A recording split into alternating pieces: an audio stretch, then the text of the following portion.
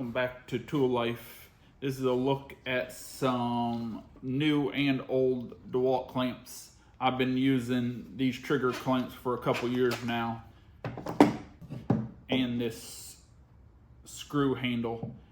They kind of put them both together in one package. This has 600 pounds, and then the handle is 300 pounds. So they put them both together, the screw handle and a trigger clamp, and you got 300 pounds of pressure and 825 pounds of pressure with this new clamp.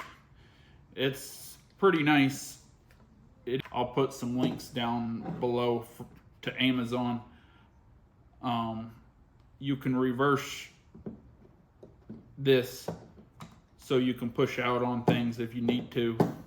You can put two together too, which is nice if you need a longer clamp. You can get a 12-inch, which this is, and you can get a 24-inch size.